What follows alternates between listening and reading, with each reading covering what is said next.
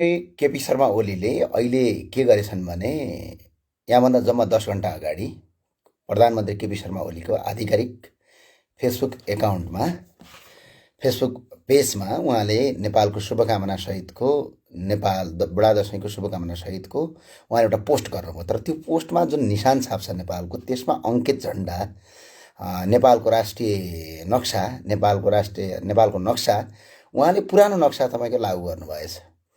यो प्रधानमन्त्री केपी शर्मा ओलीले नेपाली जनतालाई बारम्बार झुकाइरहने यी प्रधानमन्त्री हुन सक्दैनन्। जब नेपालको संविधानलाई नै संशोधन गरेर विक्रम सम्वत 2077 साल ज्येष्ठ 31 गतेका दिनमा नेपालको संविधान 2072 अनुसार नेपालको संसदको बैठकबाट त्यसलाई पारित गरेको, नयाँ निशान छाप पारित गरेको नेपालको नयाँ नक्सालाई अहिलेका प्रधानमन्त्री पनि नभनौँ, अब यी भारतका एजेन्ट भनौँ। कसैले पनि यो केपी शर्मा ओलीज्यूलाई प्रधानमन्त्री नभनौँ। यी प्रधानमन्त्री होइनन्, यी भारतका दलाल हुन्। यो हामी नेपाली जनताले बेलैमा बुझेनौँ। यिनको खोक्रो राष्ट्रवाद बेला बेला देखिन्छ। यिनले जब नाकाबन्दी गर्छन् त्यतिखेर खोक्रो राष्ट्रवाद हो। नेपालको सीमा मेच्ने र महाकाली सन्धि गर्ने मान्छे नेपालको राष्ट्रवादी कसरी हुनसक्छ भन्ने कुरा हामी नेपाली जनताले बुझेनौँ। यी यति धेरै नाटक गर्छन् कि, यति धेरै यिनले ड्रामा गर्छन् कि जो नेपाली आम नागरिकले उनको ड्रामा, यिनको नाटक हामीले बुझ्नै सक्दैनौँ। यति ड्रामालिस्ट छन्, यति अपराधिक पृष्ठभूमिका छन्, यिनी यति अपराधिक छन् कि नेपालको 2077 साल ज्येष्ठ 31 गते नेपालको संसदले पारित गरेको नेपालको आधिकारिक नक्सा जो निशान छापभित्र छ, त्यो अहिले प्रधानमन्त्रीले हिजो भारतीय रका प्रमुख यानि कि कार्तिक 5 गते नेपाल आएका भारतीय रका प्रमुख सामन्त गोयलसँगको राति 3 घण्टाको छलफल पछाडि उनले आज बिहान निकालेको उनको ट्विटर्स, उनको फेसबुक र उनको आधिकारिक जुन शुभकामना पत्रमा, जब प्रधानमन्त्री केपी शर्मा ओलीको शुभकामना पत्रमा देशको प्रधानमन्त्री भएका नाताले उनको के छ, निशान छाप छ। नेपालको निशान छापभित्रको नक्सा उनले अहिलेको नक्सा होइन कि पुरानो नक्सालाई राखेका छन्। भारतीय रको प्रमुखसँग भेट्ने बित्तिकै यिनले त्यो नक्सा राखेका छन्। र अनि अर्को कुरा भनेको भारतीय रको मुख्य एजेन्ट केपी शर्मा ओली र पूर्व आतङ्ककारी प्रचण्ड भएको चाहिँ घोषणा म तपाईँलाई पूर्वसहित दिन चाहन्छु। तर केही त्यही प्रचण्डका छौडाहरू, केही त्यही केपी शर्मा ओलीका झोलेहरू तपाईँको बारम्बार के भन्छन् भने हामीमाथि चाहिँ रको एजेन्ट भन्दै लाउँछन्। कारणहरू केही होइन, त्यही केपी शर्मा ओली भारत भ्रमण गएको बेला नेपालको एमबेसीमा उनले दिएको रात्रि भोजमा उनले सम्बोधन, एमबेसीभित्रको कार्यक्रममा आएका पाहुना, त्यो पनि अरू कोही रका एजेन्ट होइनन्, नेपालका राजदूत, त्यतिखेरका राजदूतसँग मैले खिचेको फोटोलाई लगेर प्रधानमन्त्री योगेश भट्टराईले बारम्बार ममाथि तपाईँको गलत आरोप लाउँदै देशभरि हल्ला फैलाएर फेक न्युज बनाउन लगाए, जो पछि पुष्टि भयो। तर आज प्रधानमन्त्री केपी शर्मा ओली भारतको रको प्रमुख है, सामान्य कुरा होइन, रको प्रमुख। र भने के हो? र भनेको एउटा रिसर्च एन्ड एनालाइसिस विङ्स हो, नेपालको राष्ट्रिय अनुसन्धान छ। त्यस्तै गरी भारतले के बनायो भने पाकिस्तानबाट बङ्गलादेशलाई टुक्र्याउनलाई र सिक्किमलाई भारतसँग गाप्नका लागि भारतको खुफिया एजेन्सी, जुन भारतमा पनि उसलाई आधिकारिक मान्यता दिँदैन, भारतमा पनि ऊ प्रधानमन्त्री कार्यालयबाट प्रत्यक्ष चल्छ, ऊ राष्ट्रपतिको सिग्नेचरले चल्छ, उसको अडिट हुँदैन, उसको एकाउन्ट अडिट हुँदैन।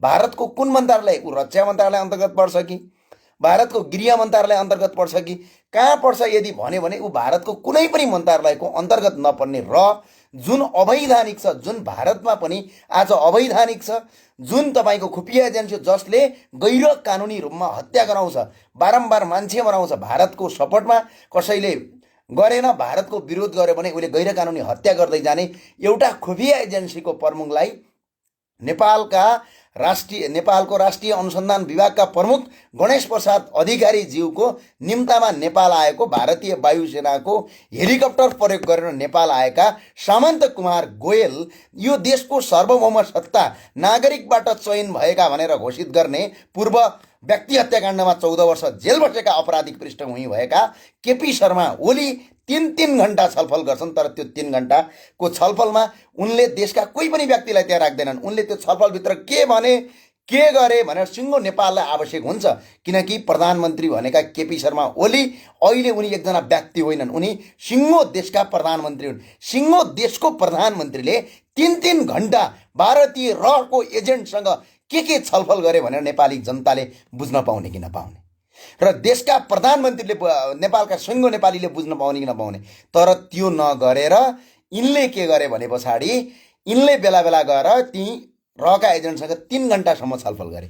3 घन्टा छलफल गरिसके पछाडि के भयो भने आज बिहान प्रधानमन्त्रीले दसैँको शुभकामनामा के गरे, यो दसैँको शुभकामनामा यिनले के भने पछाडि दसैँको शुभकामना दिइरहँदाखेरि नेपालको निशाना छाप सहितको जुन नेपालको नक्सा निशान छाप सहित त्यसमा नेपालको नक्सा हुन्छ, त्यो नक्सा चाहिँ अस्ति 2077 जेष्ठ 31 गते नयाँ नक्सा लागू गरेको जुन नेपालको संसदले गरेको नयाँ नक्सा नै गायब गरे। अहिले तिनका केही लिन्डुप जोड्दै कार्यकर्ताहरू अहिले पनि फेसबुकमा फुकिरहेका छन्, किनकि यी अपराधी हुन्। अब यिनलाई यो देशबाट देशभित्र बसेर भारतका विरुद्धमा कराउने, यो मुलुकको हितमा कराउने अब यिनको अधिकार छैन। यिनले यतिसम्म गद्दारी गर्दा रहेछन् भन्ने कुरा त आज पुष्टि भयो।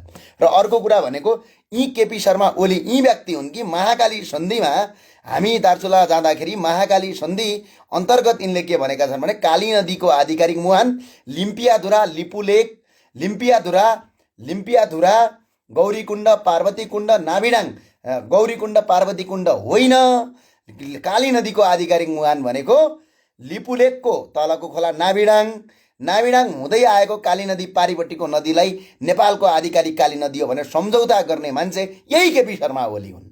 हामीले त तपाईँको राष्ट्रवादी भन्दै यिनको त तपाईँको के भन्छ, चुनाव जित्नका लागि सिर्फ एउटा नारा भयो। चुनाव जित्नका लागि यिनले नारा गर्छन्। अब आउने चुनावमा पनि यिनले के गर्छन् भने भारतका विरुद्धमा बोले भनेर अनि एकफेरि स्टेटमेन्ट दिइदिन्छन्। अनि देशभरिका कार्यकर्तालाई के भन्छन्, ओहो केपी ओली त राष्ट्रवादी रहेछन् भनेर जनता सबैले यिनलाई भोट हाल्छन्। त्यो भएको कारणले मेरो आग्रह के छ भने सम्माननीय प्रधानमन्त्री केपी शर्मा ओली भन्न पनि अब लाज लाग्यो। नेपालका कुनै पनि नागरिकलाई यिनलाई अब प्रधानमन्त्री नभन्नुहोस्, किनकि भारतको एजेन्ट भन्नुहोस्, भारतको दलाल भन्नुहोस्, त्यहाँभन्दा अर्को शब्द अब यिनमाथि अब सुहाउँदैन। किनभने यिनले भारतको एउटा नेपाल सरकारको एउटा कुन हो थाहा छ, नेपाल सरकारको सहसचिव लेभलको मान्छे हुन्छ भारतीय रहको प्रमुख, नेपाल सरकारको अहिले नेपाल प्रहरीका राष्ट्रिय अनुसन्धानका प्रमुख गणेश प्रसाद अधिकारीको ओहदा र भारतीय रहको प्रमुख सामन्त गोयलको ओहदा बराबर एउटै लेभल हो। एउटै लेभलको मान्छेले देशको प्रधानमन्त्रीलाई चार्टर गरेर आउँछन् र राति 3 घन्टा छलफल गर्छन्। उनी भारत फर्किन्छन्, भोलिपल्ट प्रधानमन्त्रीले देशको शुभकामना सन्देश दिन्छन्। त्यो शुभकामना सन्देशमा नेपालको आधिकारिक नक्सा नै गायब गरिदिन्छन्। यो अधिकार केपी ओलीलाई छ। नेपालको संसदले जेष्ठ 31 गते पारित गरेको नयाँ नक्सा यिनैले लागू गरे भनेका होइनन् भने यी के हुन् भने सिर्फ यी भारतका दलाल हुन्, यी भारतीयबाट चल्छन् भन्ने कुरा पुष्टि हुन्छ प्रचण्डको आन्दोलनबाट। प्रचण्ड जनयुद्ध कालभरि भारतमा लुकेर बसेर प्रचण्ड र बाबुराम नेपालमा हत्या हिंसा गरे, नेपालमा ब्याङ्क लुटे, तल्लो स्तरका कार्यकर्ताहरूलाई भारतीय विस्तारवाद मुर्दाबादमा नारा लेख्न लगाए। तर यिनी स्वयं भारतमा गएर बसे, भारतको सुरक्षा लगेर यिनी बसे। भारतको दिल्लीको बाराखम्बा रोडमा बाबुराम भट्टराई बसेको घर अहिले पनि छ, धेरै टाढा छैन। भारतको केन्द्रीय सचिवालय जहाँ भारतको प्रधानमन्त्री निवास छ, जहाँ भारतको अर्थ मन्त्रालय छ, जहाँ भारतको तपाईँको संसद भवन छ, जहाँ भारतको राष्ट्रपति भवन छ केन्द्रीय सचिवालय लाइनमा, त्यो केन्द्रीय सचिवालय लाइनभन्दा अलिकति मात्र अगाडि बाराखम्बा रोड जहाँ नेपालको एम्बेसी छ, नेपालको राजदूतावास छ, त्यो राजदूतावासभन्दा अलिकति अगाडिको एउटा घरमा जनयुद्ध कालभरि बाबुराम भट्टराई बसे। कसको लागि बसे? त्यहाँ सिर्फ भारतीय प्रहरीको संरक्षणमा बाबुराम भट्टराई बसे। यिनले के गरे भने देशमा हिंसा फैलाउनका लागि भारतसँग मिलेर देशमा तहस नहस गरे आज देश। अब यिनको विकल्प भनेको अब सिक्किम जस्तै भारतलाई नेपाललाई भारतसँग गाप्ने योजना बन्दैछ। यो योजना अन्तर्गत एउटा रहको प्रमुख जुन खुफिया एजेन्सी, जुन भारतको आधिकारिक मान्छे होइन, जुन भारतको परराष्ट्र मन्त्रालयबाट आएको मान्छे होइन, जुन भारतको प्रधानमन्त्री क्वार्टरबाट नआएको मान्छे तपाईँको अहिले आएर के गर्छ भने 3 घन्टा यो देशको प्रधानमन्त्रीसँग गोप्य छलफल गर्छ। त्यहाँ प्रधानमन्त्रीले कुनै पनि व्यक्तिलाई, कुनै पनि विदेशीलाई भेटे भने त्यो प्रधानमन्त्री कार्यालयमा रेकर्ड हुनुपर्छ। त्यो व्यक्ति भेट्न आउनका लागि अहिलेसम्म भएको कूटनीतिक नियोगका प्रमुखलाई तपाईँ सोध्नुहोस्, हाम्रो अन्तर्राष्ट्रिय जगतका मामिला प्रमुखलाई सोध्नुहोस्, त्यसका विज्ञहरूलाई सोध्नुहोस्। के हुन्छ भने नेपालको प्रधानमन्त्रीले कुनै पनि विदेशीलाई भेट्यो भने, नेपालको प्रधानमन्त्रीले कुनै पनि विदेशीलाई भेट्यो भने त्यसको रेकर्ड हुनुपर्छ। त्यो उनले 3 घण्टा के छलफल गरे सिङ्गो नेपालका नागरिकलाई उनले बताउनुपर्छ। तर आजसम्म यी बिरामी किडनी फेल भएका यी नेपाली जनताले 52 करोड रुपियाँ जनताको राज्य कोषबाट लगेर किडनी ट्रान्सप्लान्ट गरेका बिरामी भारतीय दलाल अर्थमन्त्रीले, भारतीय दलाल प्रधानमन्त्रीले अहिलेसम्म समान्त गोयलसँग के कुराकानी भयो बाहिर भनेका छैनन्।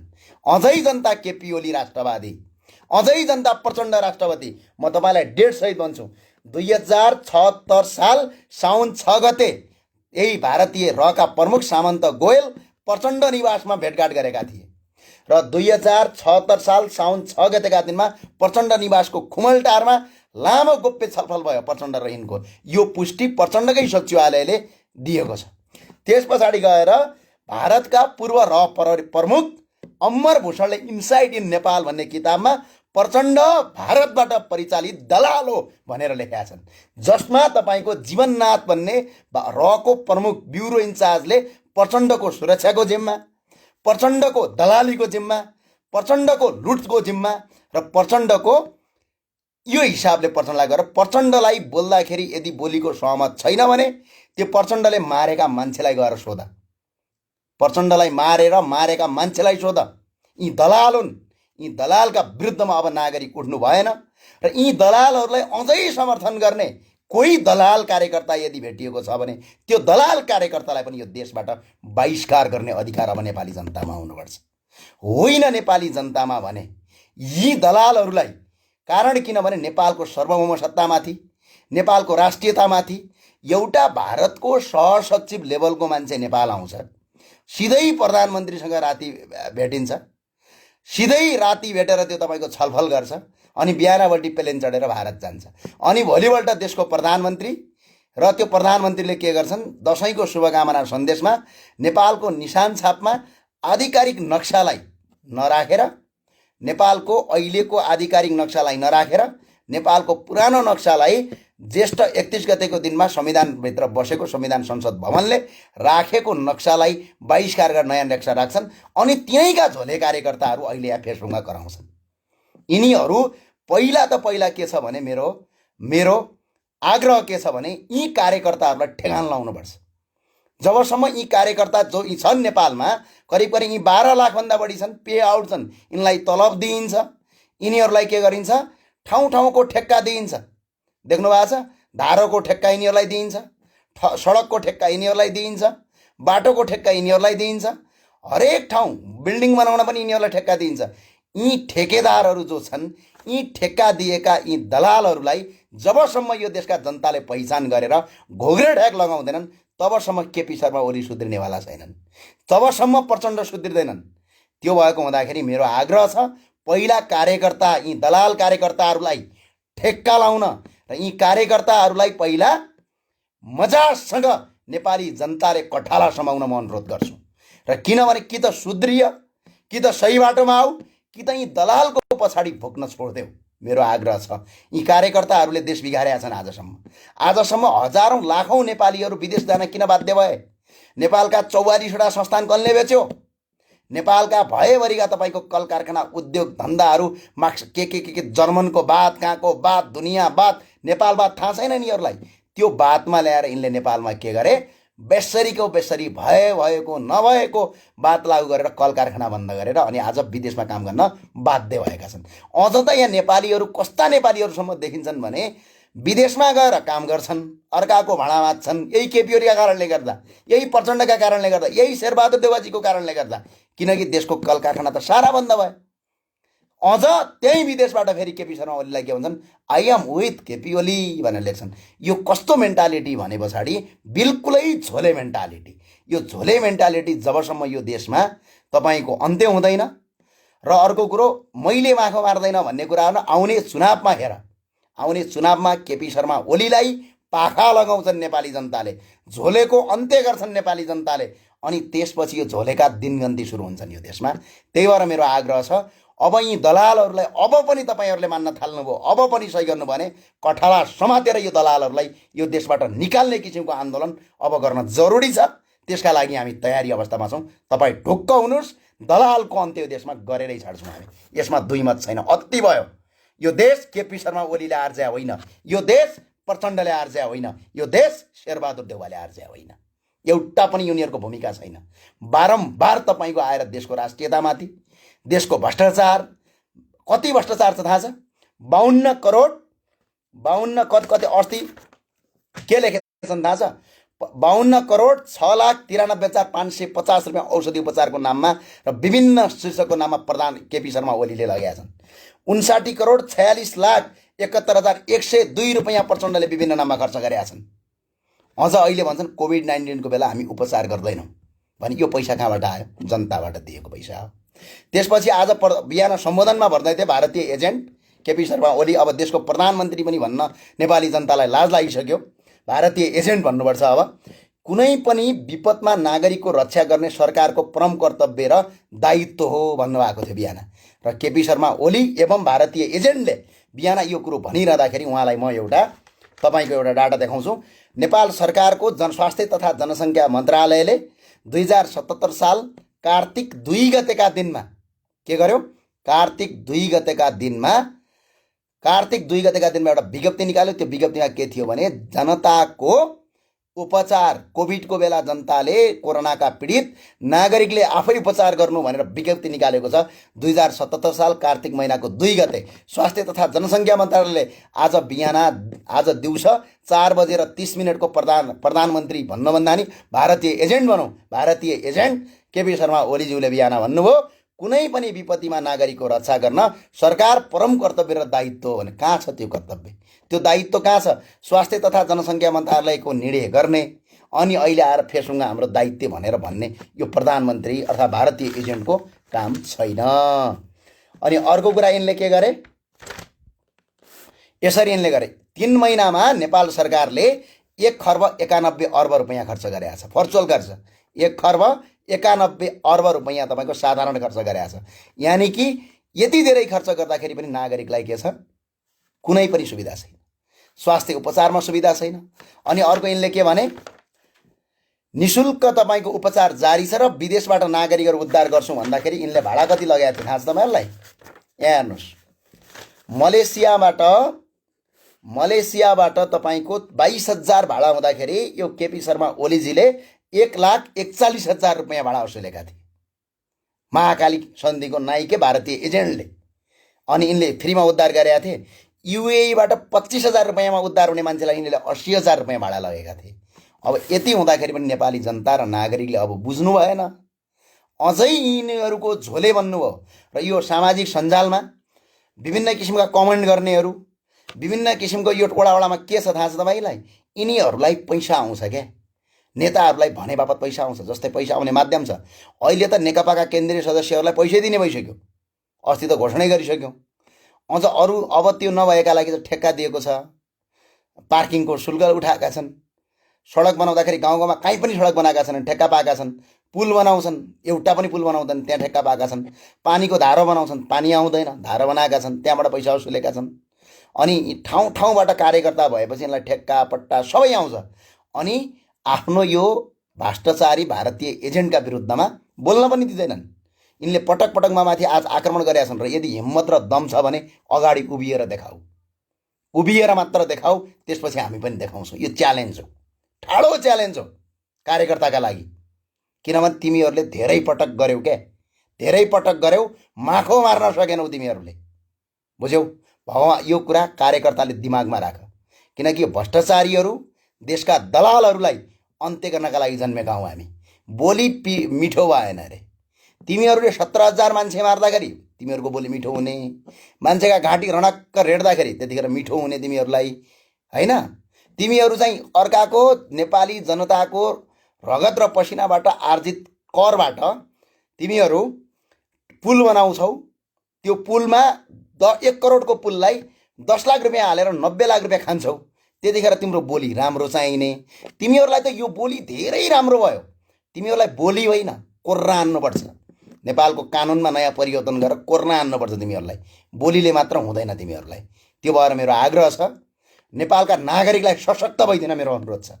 किनभने यिनीहरू त्यत्तिकै मान्नेवाला छैनन्। यिनीहरू यिनीहरू के त लातले मान्ने मान्छे, लातको भूत बातले मान्दैन भने जस्तै हो यिनीहरूको। त्यो भएको कारणले गर्दाखेरि यिनीहरू सुध्रिरहलान्। यिनीहरू सुध्रिन्छन् भने सुध्रिन्छन्, सुध्रिँदैनन् भने पछाडि नेपाली जनताले सही ठाउँमा सुधार्छन् यिनीहरूलाई। किनभने यिनीहरू त फाइदा छ नि त यिनीहरूलाई। यही सरकार भयो भने, यही लुटेरा सरकार भयो भने के केपी शर्मा ओलीले पैसा खाने हुन्? साराका सारा यिनै झोलेले खान्छन् पैसा। देशका हेर्नुहोस् त 44 करोड 40 करोडको बजेट हुन्छ स्थानीय तहमा, नगरपालिकामा। अस्ति कोभिडको बेला यिनीहरूलाई दसैँ आएको थियो, झोलेहरूलाई पुराका पुरा दसैँ आएको थियो। देख्नु भएन कसरी दसैँ आएको थियो? थाहा छ यिनीहरूलाई? कोरोनाको उपचारका लागि भनेर सरकारले यिनलाई पैसा दिएको थियो। कोरोनाको यिनलाई पैसा दिएको थियो। पैसा दिइसके पछाडि के गरे यिनीहरूले? 100 रुपैयाँ पर्ने एउटा तपाईँको डस्नाको खोललाई यिनले 2200 रुपियाँमा खरिद गरे।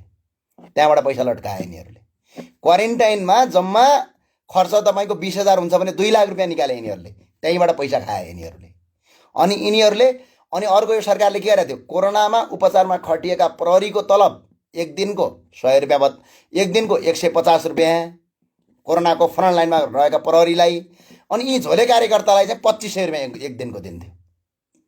यी अरूकै समन्वय गरे बापत भनेर स्वास्थ्य मन्त्रालयबाट यिनीहरूले पास मिलाएका थिए। अनि यसरी लुटेका छन् यिनीहरूले। अनि अहिले यिनको विरोध गरेपछि, यो भारतीय एजेन्टको विरोध गरेपछि, केपी ओलीको विरोध गरेपछि यिनको त लुटतन्त्र बन्द हुन्छ। भोलि केपी ओलीले चुनाव हारोस् त, भोलि तपाईँको उसले चुनाव हारोस् त, प्रचण्डले चुनाव हारोस् त, यिनीहरूको दिनगन्ती सुरु हुन्छ। यिनीहरूलाई काम गर्न पनि आउँदैन। विदेशमा गएका मान्छेहरूले त बिचारा काम गरेर खान्छन्, अनि तिनीहरूको जस्तो काम पनि गर्न आउँदैन यिनीहरूलाई। यिनीहरूले तपाईँको आएर कुनै सरकारी जागिरे पनि छैनन् यिनीहरू। अनि यिनीहरू के हुन्छ? यसै गरी खाएको यिनीहरूले चुनाव हार्ने बित्तिकै त यिनको के हुन्छ? दिनदशा सुरु हुन्छ, यिनीहरूलाई भोकमरी लाग्छ। अनि यिनीहरूको काम भनेको अहिले के हो? जसरी पनि केपी शर्मा ओलीलाई, प्रचण्डलाई बचाइराख्ने। किनभने जबसम्म केपी शर्मा ओली र प्रचण्ड सत्ता र शक्तिमा हुन्छन् तबसम्म यिनीहरूले देश लुट्न पाउँछन्। अनि त्यही भएर प्रचण्डका विरुद्धमा कसैले बोल्यो भनेपछि मलाई यिनले 5 पटक आक्रमण गरे, तर यिनले माखो मार्न सकेनन्। दम र हिम्मत छ भने अगाडि आएर उभिएर देखाए हुन्छ। यो मेरो ठाडो च्यालेन्ज हो। किनकि यो तिमीहरूका बाउले आर्ज्या देश होइन। तिम्रो बाउ प्रचण्डले पनि आर्ज्या होइनन्, तिम्रो बाउ केपी शर्मा ओलीले पनि आर्ज्या देश होइन। यो देश हाम्रा पुर्खाहरूले आर्जेको, जसले यो देशको धर्म मान्थे, जसले संस्कृति मान्थे, जसले यो देशलाई विकास गर्नुपर्छ भन्थे, भारतीय रहको एजेन्टलाई 3-3 घण्टा प्रधानमन्त्री कार्यालयमा ल्याएर गोप्य वार्ता गर्दैनथे। भारतीय प्रहरीको संरक्षणमा 12 खम्बा रोडमा बस्दैनथे। भारतको दिल्लीको भारतीय प्रहरीको संरक्षणमा भारतमा बसेर नेपालमा हत्या हिंसा गराउँदैनथे। तिनले आर्जेको देश होइन यो। त्यही भएर अब दादागिरी गर्ने, तागत देखाउने काम एक रत्ती नसोचे हुन्छ। तिमीहरू विदेशीबाट परिचालित त यति शक्तिशाली छौ भने, हामी त नेपाली माटोमा हुर्केको, नेपाली जन्मजात कुरा गरेको भन्ने मान्छे एक स्टेप पनि पछाडि हट्दैनौ। के गर्छौ? जे तिमी गर्छौ त्यसको डबल हामी गरेर देखाउँछौ। यसमा तिमी ढुक्क हौ, भुग्न छोड्देऊ, चुप लाएर बस। कार्यकर्ताहरू हो, सकिन्छौ भने सुध्रिय यो मुलुक विकास गर्नतिर लाग। सक्दैनौ ख्यासख्यासी र दादागिरी नगर। दादागिरी तिम्रो टिक्दैन, कुनै पनि हालतमा टिक्दैन। यो कुरा तिमीले स्पष्ट, यदि तिमीहरू मार्न सक्ने हैसियत भइदिया भए 5 पटक आक्रमण गर्यौ तिमीहरूले, सक्यौ, तिम्रो दम लाग्यो। प्रहरी तिमीहरूको थियो, प्रशासन तिमीहरूको थियो, कार्यकर्ता तिमीहरूका थिए, सक्यौ। योगेश भट्टराईको रामदुलाई बिर्स्यौ, त्यो हालत हुन्छ फेरि। त्यही भए हुनाले तिमीहरू शान्त बस, चुप लाएर बस, बुझ्यौ?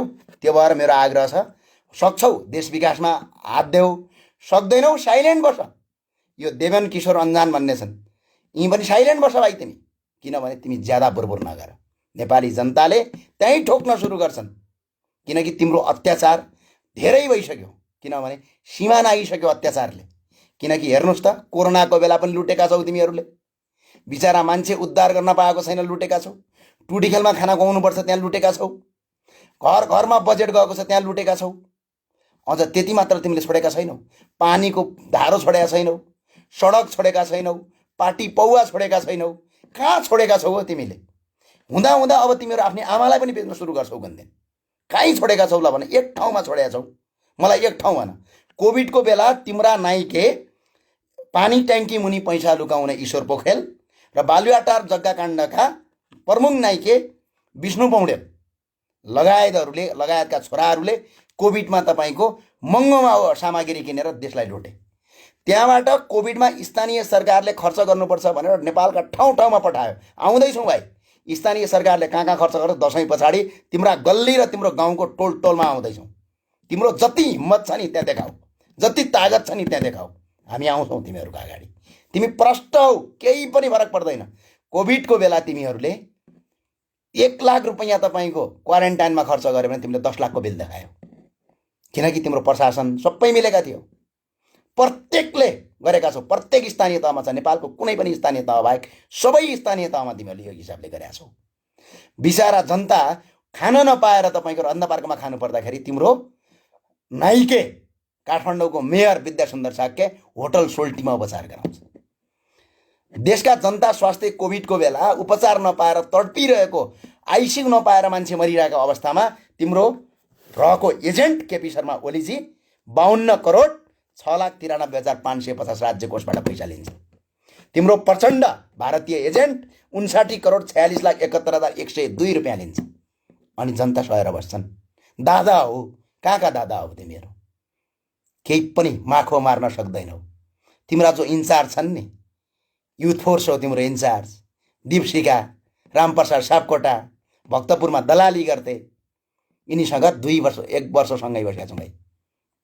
एनमहर त्यही होइन, ल एनमहरलाई अगाडि आएर देखाऊ भन न तिम्रो दादाको हुन्, अगाडि उभिएर देखाऊ भन। यो ठाडो च्यालेन्ज हो। किनभने पहिला तिमीहरू सुध्रिय, मजाले सुध्रिय, सही ठाउँमा तिमीहरू सुध्रियो भने तिमीहरूसँगै बसेर देश बनाउने हो। सुध्रिँदैनौ, दादागिरी देखाउँछौ भने हामीलाई पनि आउँछ त्यो गर्न। तिमीहरू के गर्छौ, जे गर्छौ त्यसको डबल हामी गर्छौँ। यसमा तिमी ढुक्क हो। नेपालका जनता अब चुप लाएर बस्दैनन्। एक पटक मात्र तिमीलाई यदि हिम्मत र दम छ भने नेपालको कुनै पनि एरियामा आइएम विथ केपी ओली भनेर भोलि बिहान र्याली निकालेर देखाऊ। र्याली निकालेर देखाऊ, केपी शर्मा ओलीजीको फोटो लगाएर बाग बजारमा घुमेर देखाऊ, काठमाडौँको कुनै एउटा सडकमा घुमेर देखाऊ। जनताले त्यहीँबाट आएर त्यहीँ टोक्न सुरु गर्छन्। यो हालत गरिसक्यौ देशलाई। अझ ठुलो कुरा गर्ने, अझ दादागिरी गर्ने। के तिमीहरूलाई लुट्न बन्द गर भन्दाखेरि दादागिरी गर्ने? यो दादागिरी बन्द गर। अति गरिसक्यौ तिमीहरूले। यति धेरै अति गर्यौ कि कहीँ पनि छोडेन। हुँदा हुँदा पारित गरेको नक्सा पनि तिमीहरूले के गर्यौ? नेपालका जनताहरूलाई मेरो आग्रह छ, कहिलेसम्म विदेशी भूमिमा काम गर्छौ? कहिलेसम्म? यो देशमा पानी छैन, यो देशमा हावा छैन, यो देशमा माटो छैन, किन विदेशमा काम गर्न बाध्य छ त आज नेपाली? अनि तपाईँहरूलाई थाहा छ पीडा? विदेशमा बसेर अर्काको देशमा काम गर्दाखेरि दसैँ मानेर घर दसैँ मान्न नपाउँदाखेरि कति मोटो योग गराउने सबै यिनै नेताहरू हुन्। भएका सङ्घ संस्था बिक्री गरे, विदेशी सामानको आयात गरे, नेपाली सामानलाई बन्द गराए, अनि ठाउँ ठाउँमा यहीँ अहिले भुग्ने कार्यकर्ता जस्ता कार्यकर्ताहरू पाले, अनि कल कारखाना बन्द गर्यो, उद्योग बन्द गर्यो, विदेशी भारतीयहरूलाई ल्याएर नेपालमा व्यापार गर्न दियो, अनि भारत गएर अनि नेपालका भएका कल कारखाना सबै बन्द भएछन्। युवाहरू कहाँ जान्छन्? विदेश जानु परेन? जताततै भ्रष्टाचार गरेपछि यदि बाटो राम्रो बन्दिया भइदिया भए जुम्लाको छेउ काठमाडौँ आउँथ्यो नि, अनि जुम्लामा केही रोजगारी सिर्जना हुन्थ्यो। यदि बाटो राम्रो भइदिएको भइदिया भए मनोकामनाको सुन्तला फल्थ्यो नि। यदि मजाले तपाईँको कहीँ कतै भ्रष्टाचार नगरेर कृषि मन्त्रालयले भ्रष्टाचार नगरिदिएको भइदिया भए मजाले कृषिका ठुल्ठुला सामग्री छन् नि, छैनन्? युरोप अमेरिकातिर ठुल्ठुला सामग्री कृषिका छन् या छैनन्? छन् नि। ती सामग्री प्रयोग गरेर कृषिमा कति उद्धार गर्न सकिन्थ्यो? हजारौँ लाखौँ युवाहरूलाई कृषिमा नै तपाईँको रोजगार सिर्जना गर्न सकिन्छ। सकिँदैन त्यो? त्यो पनि गर्न सकेनन्। साराका सारा रकम जति आउँछ भ्रष्टाचार गर्छन् यिनीहरू, एक रकम पनि छोड्दैनन्। यो देशमा करिब करिब तपाईँको करिब 13 खर्ब बजेटमध्ये यिनीहरूले 9 खर्ब रुपियाँ यिनीहरूले तपाईँको यिनीहरूले भ्रष्टाचार गरेर खान्छन्। त्यो गर्दाखेरि अनि देश सिङ्गो मुलुक के भयो? गरिबतिर धकेलियो। सिङ्गो मुलुक के भयो? भ्रष्टाचारतिर धकेलियो। कार्यकर्ता भएपछि खान पाइने, कार्यकर्ता नभएपछि खान नपाइने भएपछि अनि आज हजारौँ युवाहरू विदेशमा काम गर्न बाध्य भए। रोटीका लागि त काम गर्न पर्यो नि। अनि ती युवाहरू आज केही पनि गर्न सक्दैनन्, कारण किनकि उनीहरू विदेशमा छन्। अनि यहाँ को छन्? सिर्फ तपाईँको कुन किसिमका कार्यकर्ता छन्? त्यही झोले जम्टे। र अर्को भुग्ने कुकुरले टोक्न सक्दैन भन्छ, तिम्रो केपी ओलीलाई गएर सोध, योगेश भट्टराईलाई सोध न भने भाइ टोक्छ कि टोक्दैन भनेर। अरू कसैलाई होइन, योगेश भट्टराईलाई सोध। नेपालगञ्जमा योगेश भट्टराईलाई के भएको थियो? त्यो सोध, प्रष्टै सोध गएर। र अर्को कुरो, तिमीहरूको दिनगन्ती अब सुरु गरौँ। नेपालका नागरिकलाई मेरो 10 औँला जोडेर छ, यिनीहरूलाई विदा गर्नुहोस्। यी जबसम्म यो देशमा हुन्छन् एउटा पनि विकास गर्न दिँदैनन्। मलाई नल्याउनुहोस्, अर्को मान्छे नल्याउनुहोस्, तर यिनीहरूलाई विदा गर्नुहोस्। यिनीहरूलाई, नेपालका नागरिकलाई म 10 औँला जोडेर भन्छु, यिनीहरूलाई जबसम्म तिमीहरू विदा गर्न सक्दैनौ, जबसम्म यिनीहरूलाई चुनावमा तपाईँको कुकुर हराए जसरी हराउँदैनौ, जबसम्म यिनीहरूको यो देशबाट बहिष्कार गर्दैनौ, तबसम्म हजारौँ मान्छे विदेश जान्छौ, लाखौँ मान्छे विदेश गएर काम गर्छौ, ठाउँ ठाउँमा भ्रष्टाचार हुन्छ, अनि हरेक दिनको मान्छेहरू के हुन्छ, मुलुक पुरै धराशयी हुन्छ। त्यो भएको कारणले गर्दाखेरि पत्ता लगाउनुहोस्। अहिले यी कमेन्ट गर्नेको पनि भित्रबाट हेर्नुहोस्, यिनीहरूलाई, यिनीहरूको कमेन्ट पनि हेर्नुहोस्। यदि सच्चा नेपालीहरू हुनुहुन्छ यिनीहरूलाई समाउनुहोस् कहाँ छन्। मेरो आग्रह छ, यी कार्यकर्ताले गर्दा यो देश आज यस्तो भएको। यी साराका सारा केपी ओलीका पछाडि छन्, साराका सारा प्रचण्डका पछाडि भएर दही चिउरा र मासु र भात र रक्सीमा बिक्री हुने कार्यकर्ताले यो मुलुक आज यस्तो बनाएका हुन्। र यी जबसम्म यो देशमा कि त यिनको दिमाग परिवर्तन हुनुपर्छ, कि त यिनीहरूलाई तपाईँको देशबाट बहिष्कार गर्न सक्नुपर्छ। जसरी चाइनामा माओ सेतुङले गरे नि, छानी छानी कट्टा हानेको थियो नि, कि त्यो गर्न सक्नु पर्यो, कि त यिनीहरूको व्यवस्था सुधार गर्न सक्नु पर्यो। यहाँभन्दा अर्को विकल्प म देख्दिनँ। यदि मुलुक विकास गर्ने हो भने, होइन केही गर्ने होइन भने सबै चुप लाएर बसौँ। एकपटक उड्नुहोस्, मेरा साथीहरू उड्नुहोस्, यी कमेन्ट गर्नेलाई नि खोज्नुहोस् भित्रबाट, यी कहाँ छन् यिनीहरूलाई सोध्नुहोस् एकपटक। हेर्नुहोस् त कमेन्टमा, यी कसैको ठेकेदार हुन्छ, काहीँको कसैको केही हुन्छ। यस्तो अवस्था बनाइसके कि मुलुकमा पुरै धराशयीतिर लगिसके मुलुकलाई। र कोही नयाँ काम र राम्रो काम गर्ने मान्छेलाई यिनले काम गर्नै दिँदैनन्, किनकि यहाँ स्टप गर्छन् पहिला यिनीहरूले। यो पत्ता लगाएर गर्नुहोस्। र मेरो आग्रह के छ भने, सबै नागरिकहरू एकजुट हुनुहोस् र यिनीहरूको अन्त्य गर्नुहोस्, बल्ल मात्र देश विकास हुन्छ। हस्, धन्यवाद।